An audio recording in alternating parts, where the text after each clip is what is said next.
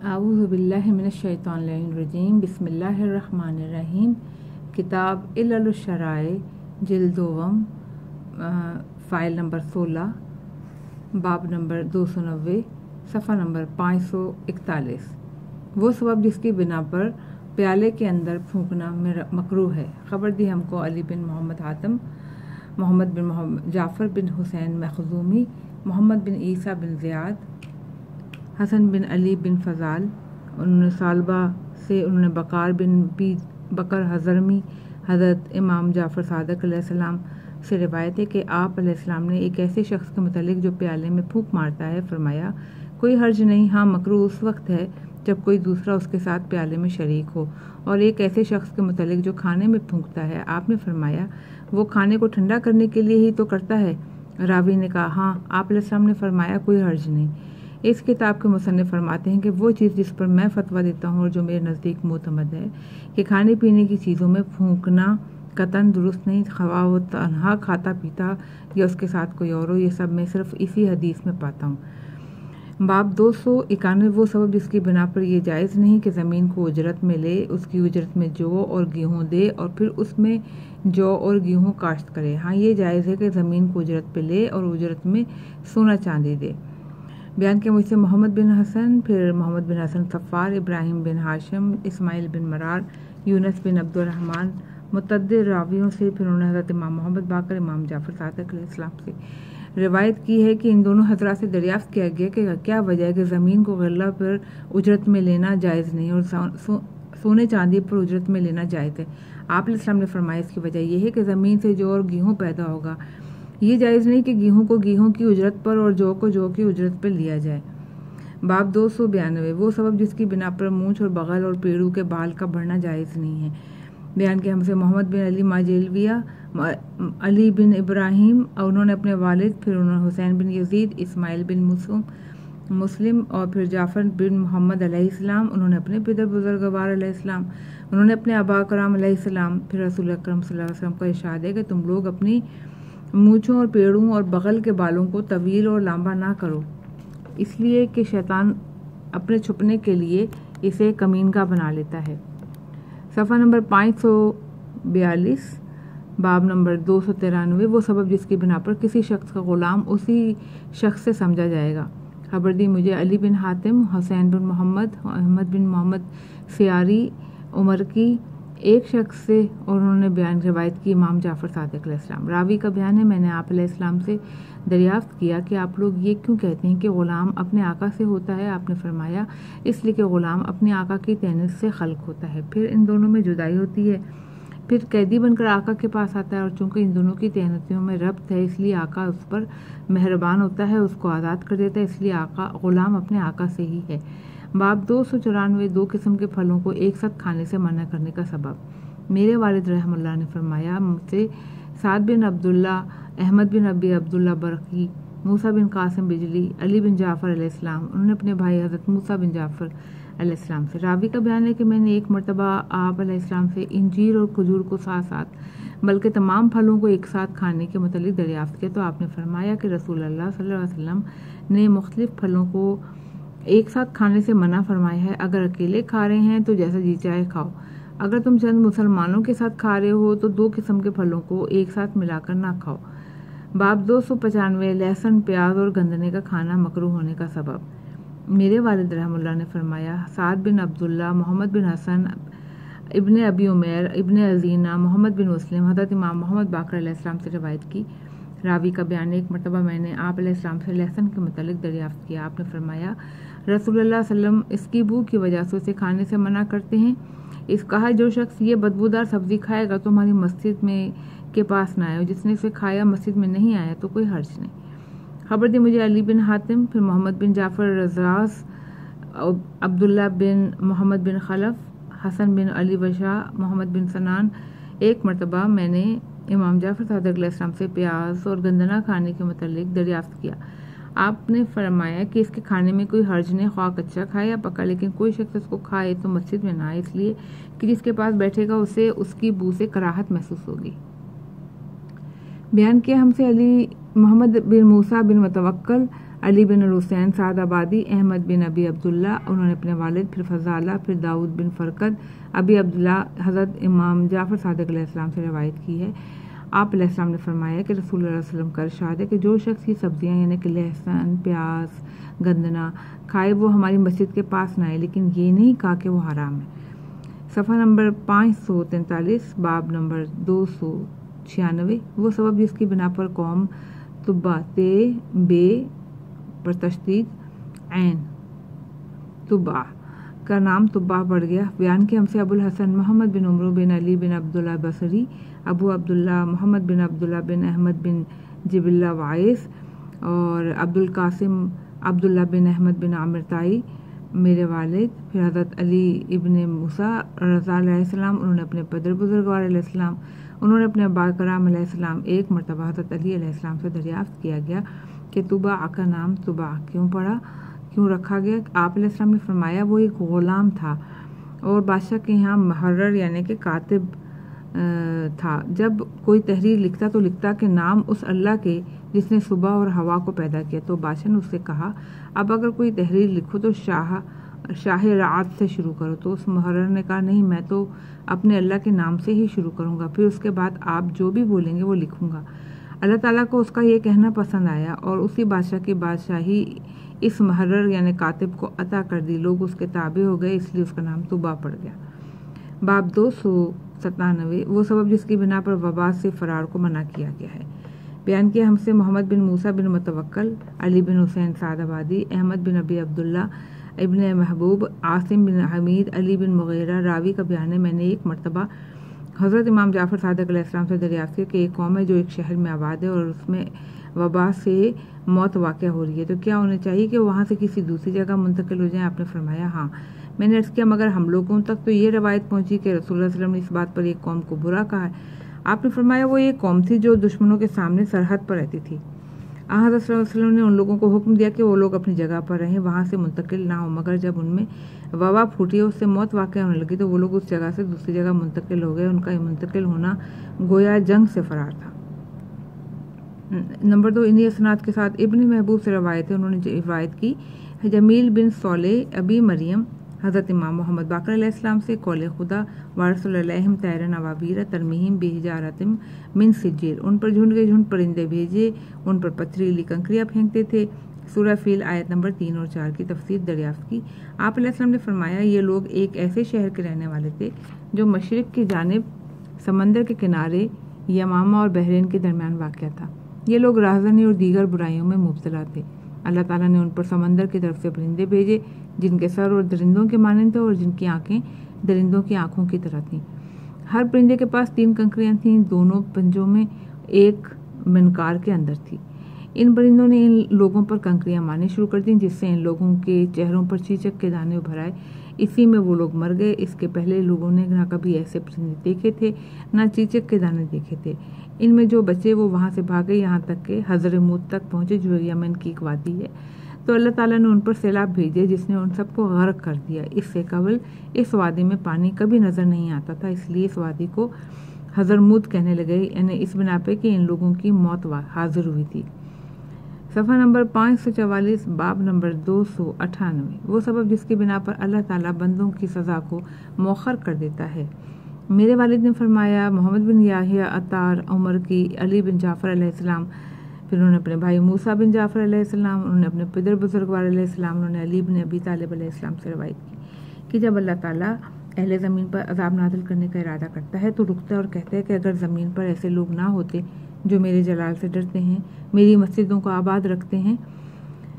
سحر کے وقت طلب مغفرت کرتے ہیں، تو میں اپنا عذاب ان پر نازل کر دیتا۔ بیان کہ ہم سے محمد بن موسیٰ بن متوکل، علی بن حسین سعد آبادی، احمد بن ابی عبداللہ برقی، علی بن حکم، سیف بن عمیرہ، سعد بن ظریف،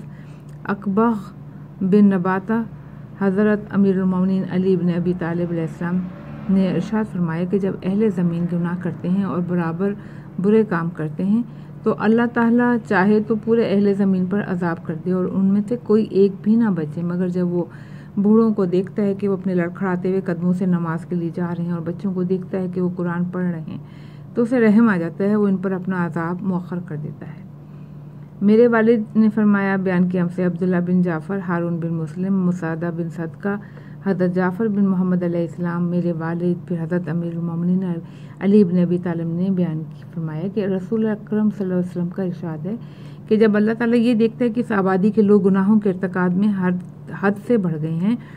اس آبادی میں صرف چند افراد مومن ہیں، تو اللہ تعالیٰ پوری آبادی کے لوگوں کو پکار کر کہتا ہے، اے میری معصیت کرنے والوں، اگر میرے جلال سے ڈرنے والے، میری مسجدوں اور میری زمین کو نمازوں سے آباد رکھنے والے اور میرے خوف سے سحر کے وقت استغفار کرنے والے نہ ہوتے تو میں تم سب پر اپنا عذاب نازل کر دیتا اور کوئی پرواہ نہ کرتا۔ صفحہ 545 بیان کے ہم سے محمد بن علی ماجلویہ، اپنے چچا محمد بن ابی القاسم، محمد بن علی حمدانی، علی بن ابی حمزہ، ابی بصیر اور حضرت امام جعفر صادق علیہ السلام کو فرماتے سنا کہ اگر تمام لوگ اس گھر کا حج کرنا چھوڑ دیں تو ان سب پر فوراً عذاب نازل ہو جائے گا اور کوئی مہلت نہ دی جائے گی۔ میرے والد نے فرمایا ان سے علی بن ابراہیم، ان سے اپنے والد، پھر ابن ابی عمیر، ہشام بن سالم، ابن عباس، حضرت امام جعفر صادق علیہ السلام سے روایت کی ہے کہ آپ علیہ السلام نے فرمایا کہ کچھ لوگوں سے گناہ سرزد ہوئے تو وہ خوفزدہ ہوئے اور ڈرے، تو کچھ دوسرے لوگ ان کے پاس آئے، پوچھا کیا بات ہے، تم لوگ ڈر کیوں رہے ہو؟ ان لوگوں نے جواب دیا کہ ہم لوگوں سے بہت گناہ سرزد ہو گیا ہے،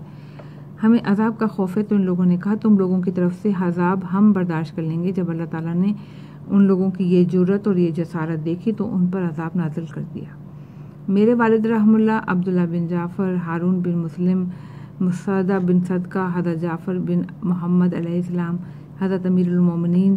اے لوگوں، جب قوم کے خاص لوگ اس طرح سے چھپ کر گناہ کرتے ہیں کہ عوام کو معلوم نہیں ہوتا تو خواص کے گناہوں کی وجہ سے اللہ تعالیٰ عوام پر عذاب نازل نہیں کرتا، مگر جب خواص کھلم کھلا گناہوں کے ارتکاب کرتے ہیں اور عوام ان سے باس پرس نہیں کرتے تو عوام اور خاص دونوں عذاب الہی کے مستوجب ہو جاتے ہیں۔ خبر دی مجھے علی بن حاتم، احمد بن محمد عاصمی، علی بن محمد بن یعقوب اجلی، بیان کیا ہم سے علی بن حسین نے، حضرت ابی الحسن موسیٰ رضا، غلام عباس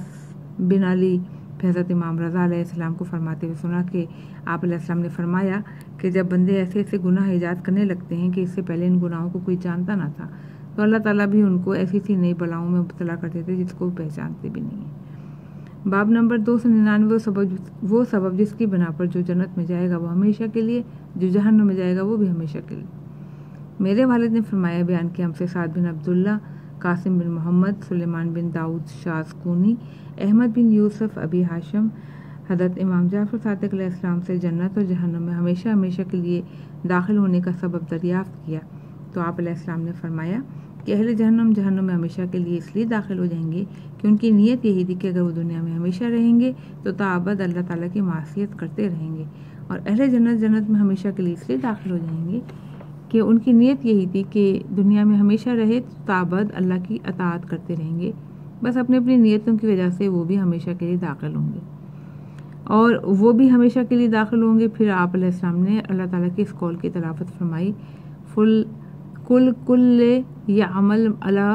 شاکلتہ، اے رسول اللہ صلی اللہ علیہ وسلم کہہ دو ہر کوئی اپنے اپنے طریقے پر عمل کرتا ہے۔ سورہ بنی اسرائیل آیت نمبر 84۔ پھر آپ نے فرمایا یعنی اپنی نیت پر۔ صفحہ 546، باب نمبر 300، وہ سبب جس کی بنا پر مومن کا نام مومن رکھا گیا۔ میرے والد نے فرمایا کہ بیان کیا ہم سے سعد بن عبداللہ، محمد بن حسین بن ابی خطاب، محمد بن سنان، علی بن فضال، مفضل بن عمر، حضرت امام جعفر صادق علیہ السلام سے روایت کی کہ جناب علیہ السلام نے فرمایا، مومن کو مومن اس لیے کہتے ہیں کہ وہ اللہ پر ایمان رکھ کر اللہ کی پناہ اور ایمان میں رہتا ہے۔ میرے والد رحم اللہ، پھر ان سے عبداللہ بن جعفر، ہارون بن مسلم، مسعدہ بن صدقہ، حضرت جعفر بن محمد علیہ السلام، انہوں نے اپنے پدر بزرگوار علیہ السلام سے کہ آپ علیہ السلام نے ارشاد فرمایا کہ رسول اللہ صلی اللہ علیہ وسلم کا ارشاد کرامی ہے کہ جو شخص اپنے برادر مومن سے لطف و کرم کا ایک کلمہ کہے یا اس کی کوئی حاجت پوری کرے یا اس کا دکھ درد پورا دور کرے تو اللہ کی رحمت ہمیشہ اس کے سر پر منڈلاتی رہے گی، اس کی حاجات اور ضروریات پر نظر رکھے گی۔ پھر آپ علیہ السلام نے فرمایا، کیا میں تم لوگوں کو بتا دوں کہ مومن کو مومن کیوں کہتے ہیں؟ اس لیے کہ لوگ اپنی جان و مال کو اس کی طرف سے امن و امان سمجھتے ہیں، انہیں اس سے کوئی خطرہ نہیں ہوتا۔ کیا میں تم لوگوں کو بتاؤں کہ مسلم کون ہے؟ مسلم وہ ہے جس کے ہاتھ اور زبان سے لوگ سلامت رہیں اور کسی کو کوئی گزند نہ پہنچے۔ کیا میں تمہیں بتاؤں کہ مہاجر کون ہے؟ مہاجر وہ ہے جو تمام برائیوں سے اور ان تمام چیزوں سے جدائی اختیار کرے جو اللہ نے اس پر حرام کر دی ہیں۔ اگر کوئی شخص کسی مومن کو ذلیل کرنے کے لیے دھکا دے یا اس کے منہ پر ایک تمانچہ مار دے یا اس کے ساتھ کوئی ایسی حرکت کرے جو اسے ناپسند ہو تو فرشتے اس پر لعنت کرتے رہیں گے جب تک کہ یہ شخص اس مومن کو اس کا حق دے کر راضی نہ کر لے اور توبہ نہ کر لے، اللہ سے مغفرت نہ طلب کرے۔ لہٰذا تم لوگ کسی کے متعلق فیصلہ کرنے میں جلدی نہ کرو، ہو سکتا ہے کہ وہ مومن ہو اور تم لوگوں کو اس کا علم نہ ہو۔ تم لوگوں کو میانہ روی اور نرمی سے کام لینا چاہیے، اس لیے کہ جلد بازی شیاطین کا اسلحہ ہے اور اللہ تعالیٰ کو میانہ روی اور نرمی سے زیادہ اور کوئی شے پسند نہیں ہے۔ باب 301 وہ سبب جس کی بنا پر مومن کی نیت اس کے عمل سے بہتر ہے۔ میرے والد رحم اللہ ان سے بیان کیا، حبیب بن حسین کوفی، محمد بن حسین بن ابی خطاب، پھر احمد بن صبی اسدی، زید شہام۔ ایک مرتبہ میں نے حضرت امام جعفر صادق علیہ السلام سے عرض کیا کہ میں نے آپ کو یہ فرماتے ہوئے سنا کہ مومن کی نیت اس کے عمل سے بہتر ہے، تو یہ بتائیں کہ نیت بھلا عمل سے کیسے بہتر ہو سکتی ہے؟ آپ علیہ السلام نے فرمایا، اس لیے کہ عمل کبھی کبھی لوگوں کے دکھاوے کے لیے بھی ہوتا ہے اور نیت کسی کا دکھاوا نہیں، خاص رب العالمین کے لیے ہوتی ہے۔ اس لیے اللہ تعالیٰ نیت پر اتنا عطا کرتا ہے جتنا عمل پر نہیں کرتا۔ حضرت امام جعفر صادق علیہ السلام نے فرمایا کہ بندہ دن ہی سے ارادہ کیے ہوئے تھا کہ نماز شب پڑھوں گا، مگر اس پہ نیند غالب آ گئی، وہ سو گیا، تو اللہ تعالیٰ اس کے نام اعمال میں اس کی نماز شب لکھ دے گا، اس کی ہر سانس کو تسبیح سے منسوب کرے گا اور اس کی نیند کو صدقہ میں شمار کرے گا۔ میرے والد نے فرمایا کہ بیان کیا ہم سے محمد بن یحییٰ عطار، محمد بن احمد، عمران بن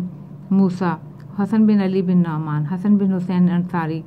انہوں نے کسی شخص سے، انہوں نے حضرت امام محمد باقر علیہ السلام سے روایت کی کہ آپ علیہ السلام اکثر فرمایا کرتے تھے، مومن کی نیت اس کے عمل سے افضل ہے، اس لیے کہ وہ اس خیر کی نیت کر رہا ہے جس کو وہ اب تک نہ پا سکا، اور کافر کی نیت اس کے عمل سے بری ہے، اس لیے کہ وہ اس برائی کو حاصل کرنا چاہتا ہے جسے وہ اب تک نہ پا سکا۔ صفحہ نمبر 547، باب نمبر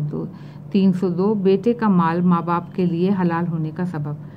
بیان کیا ہم سے علی بن احمد، عمیر بن نبی عبداللہ، محمد بن اسماعیل، علی بن عباس، قاسم بن ربی صحاف، محمد بن سنان، حضرت امام رضا علیہ السلام نے اس کے مسائل کے جواب میں جو خط تحریر فرمایا اس میں اس کا سبب بھی تحریر فرمایا کہ بیٹے کا مال ماں باپ کے لیے حلال ہے کہ بغیر اجازت استعمال کر سکتا ہے،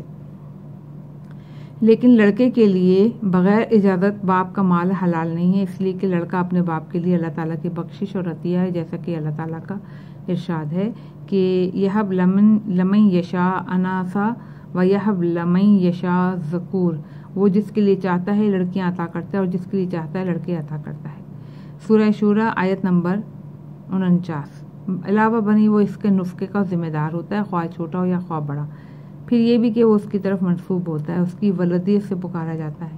اللہ تعالیٰ کے اس قول کے بنا پر کہ ادعوہم لآبائہم ھو اقسط عند اللہ، ان کو ان کے باپوں کے نام سے پکارو، وہ اللہ کے نزدیک زیادہ انصاف کی بات ہے۔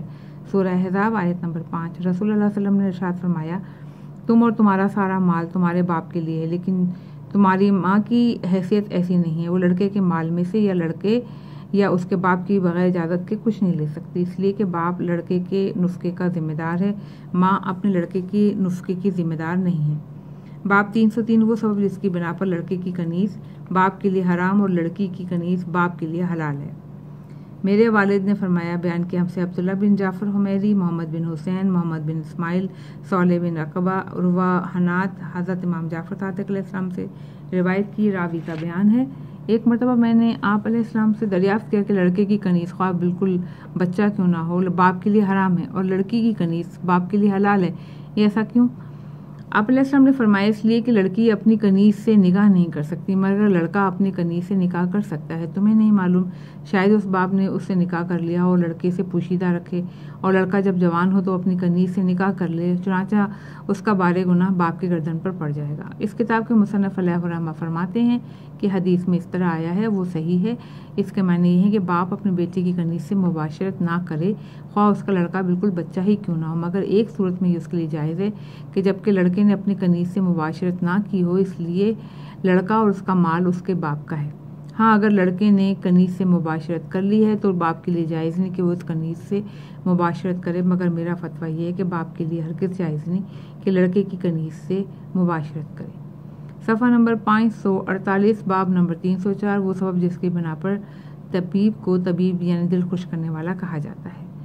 میرے والد نے فرمایا، بیان کیا ہم سے سعد بن عبداللہ، احمد بن ابی عبداللہ برقی اپنے اسناد سے اس روایت کو اوپر لے جاتے ہوئے حضرت امام جعفر صادق علیہ السلام تک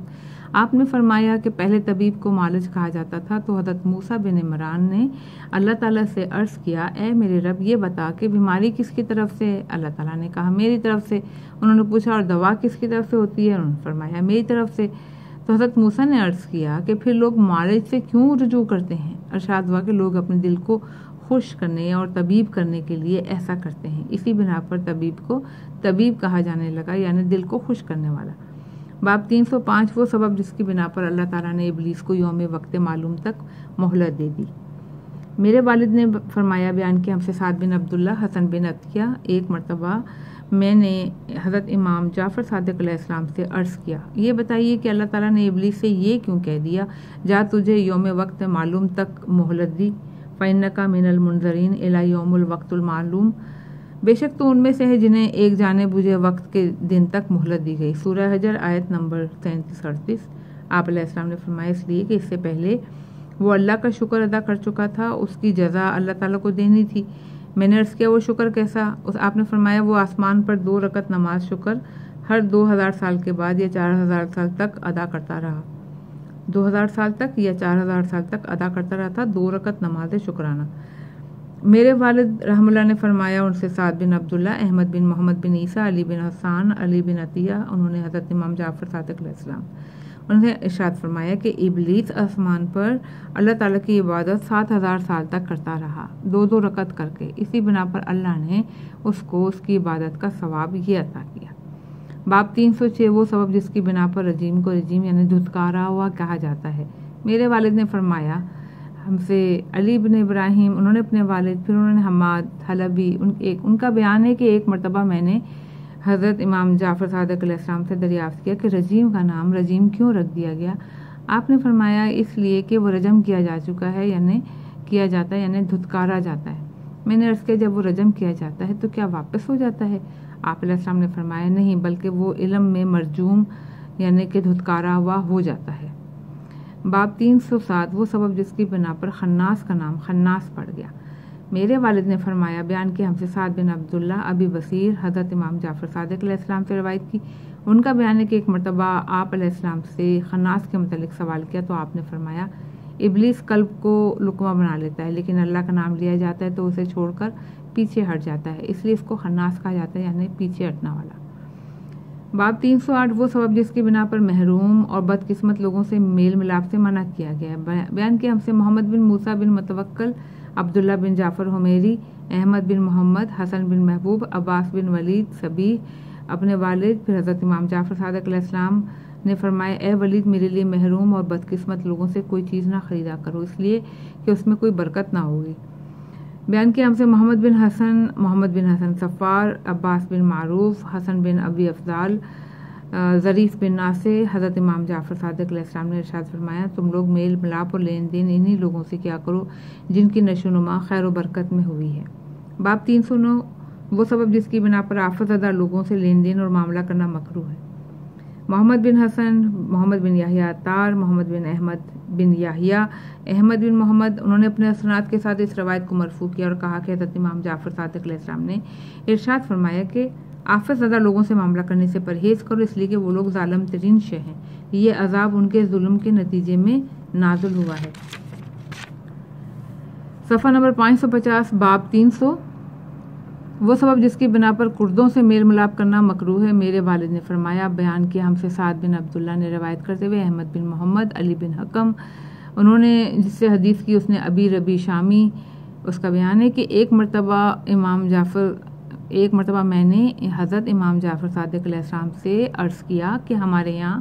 کردوں کی بہت سی قومیں ہیں جو ہم لوگوں کے پاس خرید و فروخت کرنے کے لیے آتے ہیں، ہم لوگ ان سے خرید و فروخت کرتے ہیں، تو آپ نے فرمایا اے ربی ان لوگوں سے خلط ملط مت کرو، اس لیے کہ کرد جنوں کا ایک قبیلہ ہے جن سے اللہ تعالیٰ نے پردہ اٹھا لیا ہے، لہذا ان سے تمہارا خلط ملط ہونا ٹھیک نہیں ہے۔ نمبر 2 بیان کہ ہم سے محمد بن حسن، حسن بن متیل، محمد بن حسین، جعفر بن بشیر، حفص اور ابی ربی شامی، ان کا بیان ہے کہ ایک مرتبہ میں نے حضرت امام جعفر صادق علیہ السلام سے دریافت کیا اور کہا کہ ہم لوگوں کے یہاں پہ ایک کرد قوم ہے جو ہم لوگوں کے پاس خرید و فروخت کے لیے برابر آتے رہتے ہیں، تو کیا ہم لوگ ان سے خلط ملط ہوں؟ آپ نے فرمایا اے ربی ان سے خلط مت نہ ہو، اس لیے کہ کرد جن کی قوم میں سے ہیں، اللہ نے ان سے پردہ اٹھا لیا ہے، لہٰذا تم ان سے اختلاط نہ کرو۔ باب 311 وہ سبب جس کی بنا پر پست اور کمینے لوگوں سے اختلاط کرنا مکروہ ہے۔ میرے والد نے فرمایا احمد بن ادریس، محمد بن احمد، محمد بن عیسیٰ، حسن بن علی بن یقطین، حسن بن میاں عیسیٰ، حضرت امام جعفر صادق علیہ السلام نے ارشاد فرمایا کہ تم لوگ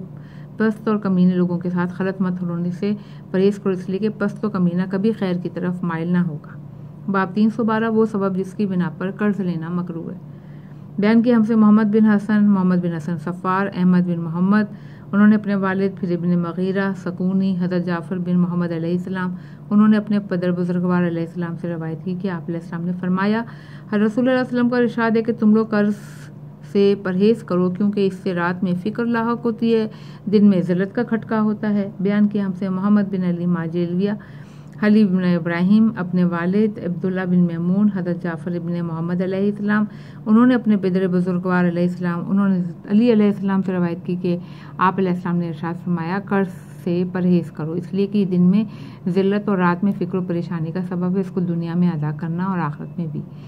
بیان کیا ہم سے احمد بن محمد، پھر ان کے والد، پھر محمد بن احمد، پھر یوسف بن حارث، عبداللہ بن یزید، حیات بن شری،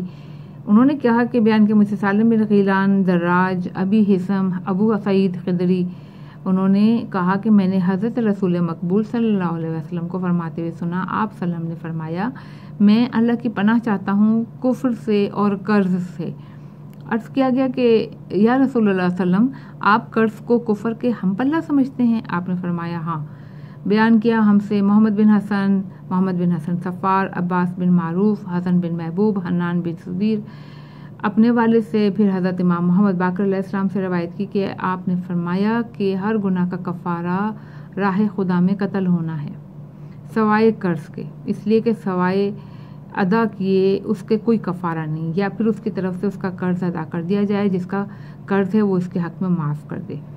بیان کیا ہم سے حسین بن احمد، انہوں نے اپنے والد، پھر محمد بن احمد، ابو عبداللہ رازی، حسن بن علی بن ابی عثمان، حفص بن غیاث، لیث، پھر سعد، عمر بن ابی سلمہ، ابی ہریرہ، انہوں نے رسول اللہ صلی اللہ علیہ وسلم سے روایت کی، آپ نے فرمایا کہ جب تک انسان کے اوپر قرض کا بوجھ ہے اس کی جان نہیں نکلتی، اٹکی رہتی ہے۔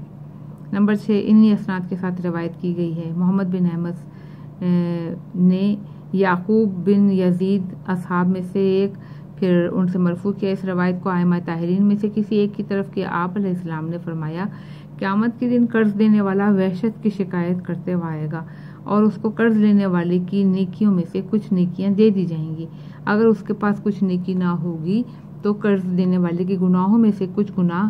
قرض لینے والے کو دے دیے جائیں گے۔ اور روایت میں ہے کہ رسول اللہ صلی اللہ علیہ وسلم کے زمانے میں ایک شخص مر گیا، اس پر 2 دینار قرض تھے، اس کی خبر رسول اللہ صلی اللہ علیہ وسلم کو دی گئی، آپ نے اس کی نماز جنازہ پڑھانے سے انکار کر دیا، اس لیے کہ لوگ قرض لینے میں بہت جری نہ ہو جائیں، ورنہ جب رسول اللہ صلی اللہ علیہ وسلم نے وفات پائی تو ان پر قرض تھا، حضرت علی علیہ السلام قتل ہوئے تو ان پر قرض تھا، حضرت امام حسن علیہ السلام نے شہادت پائی تو ان پر قرض تھا، حضرت امام حسین علیہ السلام شہید ہوئے تو ان پر قرض تھا۔ انہی اسناد کے ساتھ روایت کی گئی کہ محمد بن احمد، ابن عیسیٰ،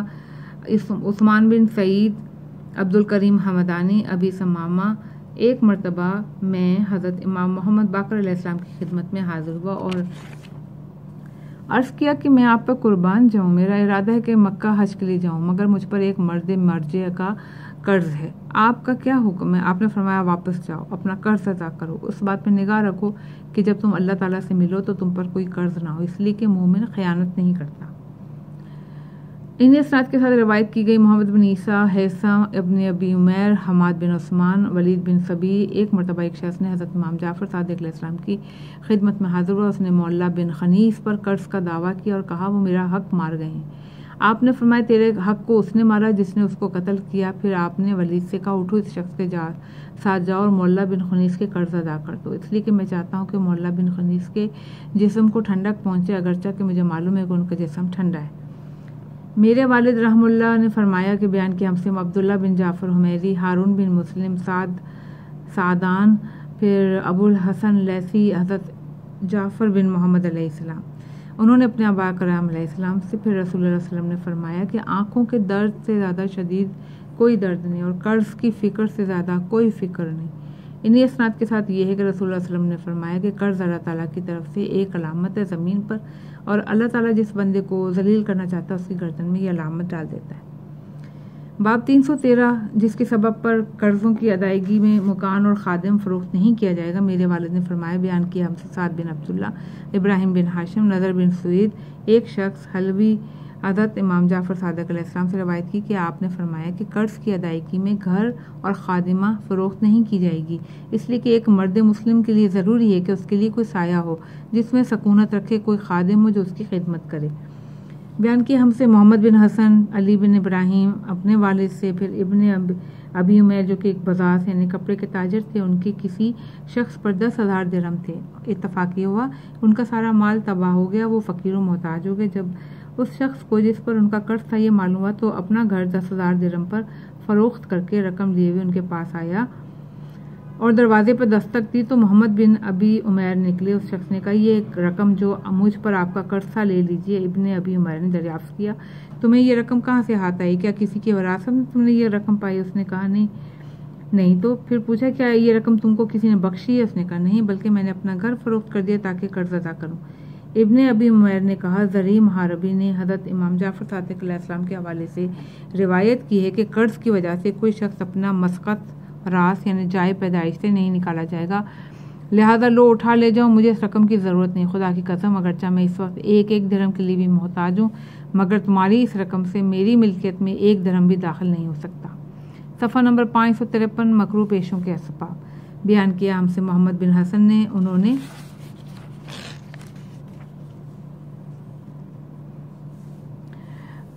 جعفر بن یحییٰ خزائی، یحییٰ بن ابی العلا، اسحاق بن عمار حضرت امام جعفر صادق علیہ السلام کی خدمت میں حاضر ہوا، آپ کو بتایا کہ میرے یہاں ایک لڑکا ہوا ہے۔ آپ نے فرمایا، کیا تم نے اس کا نام محمد نہیں رکھا؟ میں نے عرض کیا، جی ہاں، میں نے اس کا نام محمد ہی رکھا ہے۔ فرمایا، تو پھر اپنے محمد کو نہ ماننا، نہ اس کو برا بھلا کہنا، اللہ نے اس کو تمہارے لیے آنکھوں کی ٹھنڈک قرار دیا ہے تمہاری زندگی میں، اور تمہارے بعد یہ تمہارا خلف ہوگا۔ راوی کا بیان ہے کہ میں نے عرض کیا، اچھا تو پھر میں اس کو کس پیشے میں ڈالوں؟ فرمایا، تم اس کو 5 طرح کے پیشوں سے بچاؤ، دیگر جس پیشے میں چاہو تو ڈال دو۔ تم اس کو صراف نہ بنانا، اس لیے کہ صرف سود ربا سے نہیں بچ سکتا صراف، اور تم اس کو کفن فروش نہ بنانا، اس لیے کہ کفن فروش جب وبائی امراض پھوٹتے ہیں تو خوش ہوتا ہے۔ اسے طعام فروش نان بھائی نہ بنانا، اس لیے کہ وہ احتکار یعنی غلے کی ذخیرہ اندوزی سے نہ بچ سکے گا۔ اسے قصاب نہ بنانا، اس لیے کہ اس کے قلب سے رحمت سلب ہو جاتی ہے اور بے رحم ہو جاتا ہے۔ تم اسے نخاس و بردہ فروش نہ بنانا، اس لیے کہ رسول اللہ علیہ وسلم کا ارشاد ہے، بدترین انسان ہے وہ جو بردہ فروشی آدمیوں کی تجارت کرے۔ بیان کیا ہم سے محمد بن حسن صفار، احمد بن ابی عبداللہ، محمد بن عیسیٰ، عبید اللہ دہقان، درست بن ابی منصور واسطی، ابراہیم بن حمید، انہوں نے ابو الحسن موسیٰ علیہ السلام سے، آپ نے فرمایا، ایک مرتبہ ایک شخص نبی کریم کے خدمت میں آیا اور عرض کیا، یا رسول اللہ صلی اللہ علیہ وسلم، میں نے اپنے لڑکے کو لکھنا پڑھنا سکھایا، اس کو کس کام میں لگاؤں؟ حضرت صلی اللہ علیہ وسلم نے فرمایا، اللہ تیرے باپ کو جزائے خیر دے، 5 کاموں کو چھوڑ کر جس کام میں چاہے لگا دے۔ اس کو صبا، سنار، قصاب، غلہ فروش اور بردہ فروش نہ بنانا۔ اس شخص نے پوچھا، یا رسول اللہ صلی اللہ علیہ وسلم، صبا کیا ہے؟ فرمایا، کفن فروش جو میری امت کی موت کی تمنا رکھتا ہے۔ میری امت کا ایک نومولود بھی میرے نزدیک ان تمام چیزوں سے پسندیدہ ہے جن پر آفتاب طلوع ہوتا ہے۔ سنار تو یہ میری امت کو مقروض کرنے کی ترکیب کرتا ہے۔ قصاب اس لیے کہ ذبح کرتے کرتے اس کے دل سے رحم نکل جاتا ہے۔ حنات، غلہ فروش، یہ ہماری امت کے ہاتھ گرانی سے بیچنے کے لیے غلے کی ذخیرہ اندوزی کرتا ہے۔ کسی بندے کا چور بن کر اللہ سے ملاقات کرنا میرے نزدیک زیادہ بہتر ہے بنسبت اس کے بندہ گراں فروخت کرنے کے لیے 40 دن تک غلہ جمع کیے ہوئے ہو، اور نخاس یعنی بردہ فروش تو اس کے متعلق میرے پاس جبریل علیہ السلام آئے اور انہوں نے کہا، اے محمد صلی اللہ علیہ وسلم، تمہاری امت میں بدترین شخص وہ ہے جو آدمیوں کی خرید و فروخت کا پیشہ کرتا ہے۔ میرے صفحہ نمبر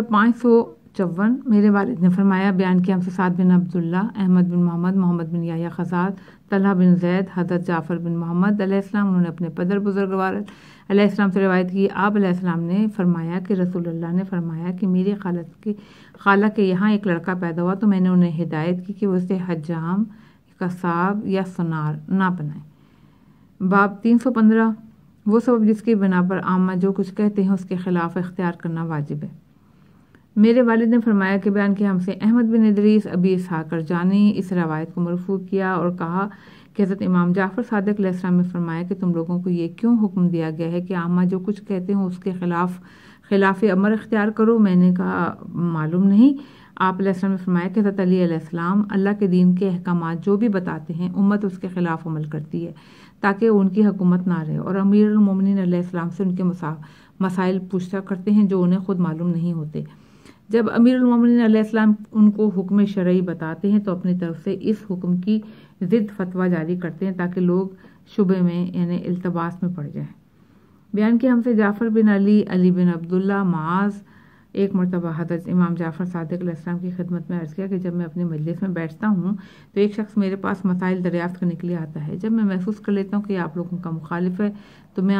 इसको आपके ग़यार का मसला बता देता हूँ। जब महसूस करता हूँ कि ये शख्स आप लोगों के कौल पर एतकाद रखता है तो आप लोगों को मसला बता देता हूँ। अगर कोई शख्स ऐसा आता है कि मैं महसूस नहीं कर पाता हूँ कि ये आप लोगों के मुखालिफ है या मुआफ़िक, तो इसको इस मसले में आप लोगों का कौल, आपके ग़यार का कौल बताता हूँ कि इन दोनों में जो कौल चाहे इख्तियार करो। ये सुनकर आप अलैहिस्सलाम ने फरमाया अल्लाह तुम पे रहम करे, ऐसे ही किया करो। मुझसे मेरे वालिद ने फरमाया, बयान किया हमसे साद बिन अब्दुल्ला, उमर बिन अबी मक़दाम, अली बिन हुसैन, हज़रत इमाम जाफ़र सादिक़ अलैहिस्सलाम से रिवायत की। आपने फरमाया जब जालिम हुक्मरानों की हुकूमत में हो तो उनके अहकाम पर चलो और ख़ुद को शोहरत ना दो वरना कत्ल कर दिए जाओगे। तुमने उनके अहकाम पर अमल किया तो ये तुम लोगों के लिए बेहतर होगा। बयान किया मुझसे अली बिन अहमद, अहमद बिन अबी अब्दुल्ला, अली बिन अस्बाद एक मरतबा हज़रत इमाम रज़ा अलैहिस्सलाम से अर्ज़ किया कि कभी कभी मेरे लिए ऐसा मसला पैदा होता है कि बग़ैर इसको मालूम किए चारा नहीं होता, मगर जिस शहर में जाता हूँ उसमें आपके दोस्तारों में कोई ऐसा नहीं जिससे मैं फतवा लूँ। आप अलैहिस्सलाम ने फरमाया ऐसे मौके पर तुम फ़कीह शहर के पास जाओ, उससे मसला पूछो, जो तुमको फतवा दे उसके खिलाफ अमल करो, इसलिए कि इसके खिलाफ ही में हक होगा। सफ़ा 555 बयान किया बाब नंबर 316 पर्दा दरी का सबब। बयान किया मुझसे मोहम्मद बिन हसन सफ़ार, अब्बास बिन मारूफ, अब्दुल्ला बिन अब्दुर्रहमान, इसमें बसरी, अब्दुल्ला बिन मस्कान हज़रत इमाम जाफ़र सादिक़ अलैहिस्सलाम से रिवायत की। उन्होंने पहुँचाया इस हदीस को हज़रत अमीरुल मोमिनीन अलैहिस्सलाम तक। आपने फरमाया हज़रत अमीरुल मोमिनीन अलैहिस्सलाम ने इरशाद फरमाया कि हर बंदे के ऊपर 40 पर्दे पड़े रहते हैं। जब तक वो 40 गुनाहाने कबीरा का इर्तिकाब ना करे, वो 40 गुनाहाने कबीरा का इर्तिकाब कर लेता है तो उस पर सारे पर्दे हट जाते हैं और वो फरिश्ते जो उसके साथ हिफाजत के लिए मुकर्रर हैं कहते हैं ऐ परवरदिगार इस बंदे के ऊपर से तो सारे पर्दे हट गए। तो अल्लाह ताला उन पर वही करता है अगर मेरे इस बंदे का पर्दा चाक हो रहा है तो तुम लोग अपने पर्दों से पर्दा करो, और बस मलाइका अपने परों से उसका पर्दा करते हैं। और अब वो बंदा कोई ये गुनाह ऐसा नहीं छोड़ता जिसका वो इर्तिकाब ना करे, यहाँ तक कि उसके अफ़ाले कभी पर लोग उसकी मदह सराई करने लगते हैं। तो वो फिर मलाइका बारगाह इलाही में अर्ज़ करता है परवरदिगार ये बंदा तो कोई गुनाह छोड़ता ही नहीं, अब तो इसके करतूतों को देखकर हम लोगों को भी शर्म आने लगी है। अल्लाह ताला हुक्म देता है अच्छा तुम लोग अपने परो बाजू इस पर से उठा लो।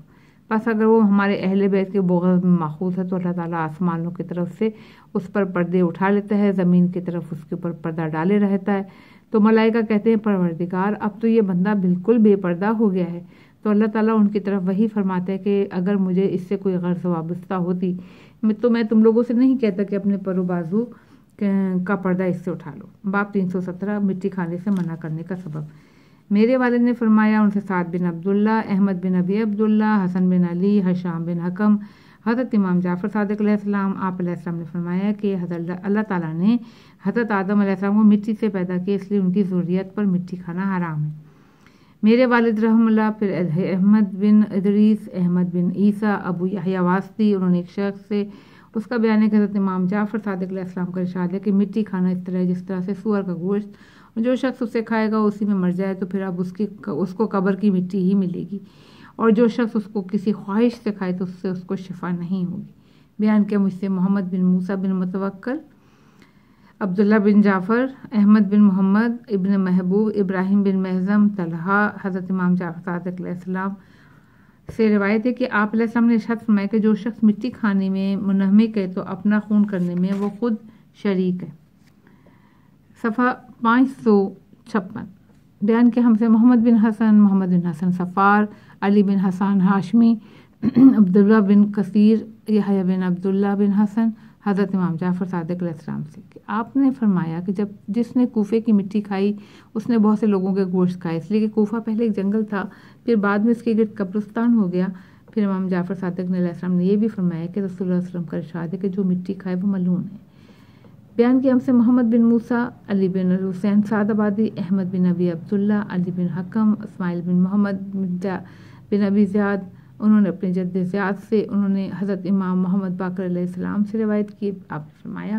بے شک وسوسے کا عمل اور شیطان کا اکثر فریب اور مکر مٹی کھانے سے ہوتا ہے۔ مٹی کھانا جسم میں امراض پیدا کرتا ہے، امراض کو برانگیختہ کر دیتا ہے۔ جو شخص مٹی کھاتا ہے اس کی پہلی جیسی قوت باقی نہیں رہ جاتی، کارکردگی میں ضعف پیدا ہوتا ہے، اس کا حساب اس کے ضعف اس کی قوت دونوں کے درمیان ہوگا۔ مٹی کھانے کی وجہ سے چھوٹے اعمال کی جواب دہی میں اس پر عذاب ہوگا۔